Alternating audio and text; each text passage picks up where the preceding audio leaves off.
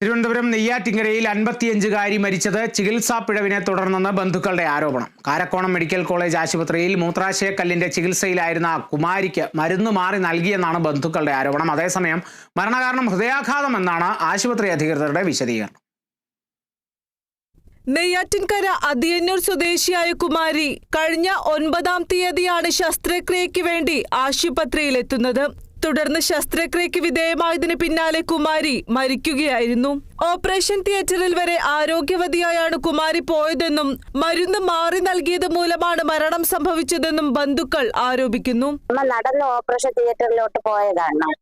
അപ്പൊ ആ അമ്മയ്ക്ക് എന്ത് സംഭവിച്ചു? കീമോ ചെയ്തുകൊണ്ട് നിന്നപ്പോൾ ഹാർട്ട് ബിപിയും കുറഞ്ഞു വരെയെന്ന് പറഞ്ഞ് 2-3 മണിക്കൂർ കഴിഞ്ഞ് വീണ്ടും വിളിച്ചിട്ട് ഇങ്ങനെ കുറഞ്ഞു വരെയാണ് എന്ന് പറയുന്നത്. പിന്നെ ഞാൻ എന്നെ വിളിച്ച് ഞാൻ ചോദിച്ചപ്പോഴാണ് അവര് ഇങ്ങനെ പറഞ്ഞത് ഹാർട്ട് ബിപി കുറഞ്ഞു വരുന്നു. അപ്പൊ ഞാൻ പുറത്ത് ഏതെങ്കിലും മെഡിക്കൽ കോളേജിൽ കൊണ്ടുപോകണമെന്ന് ചോദിച്ചപ്പോൾ അങ്ങനെ കൊണ്ടുപോവേണ്ടിയില്ല എന്ന് പറഞ്ഞ് ഞാൻ ചോദിച്ചു എനിക്കൊന്ന് കാണാമോ എന്ന് ചോദിച്ചപ്പോൾ കാണാമെന്ന് പറഞ്ഞ് ഞാൻ പോയി കണ്ടപ്പോൾ ഓക്സിജൻ മാസ്ക് മാറ്റിയിരിക്കുകയും ഞാൻ എന്റെ സംശയം കൊണ്ട് അവരടുത്ത് ചോദിച്ചു ആള് പോയോ മരിച്ചോ എന്ന് ചോദിച്ചപ്പോൾ മരിച്ചെന്ന് പറഞ്ഞു.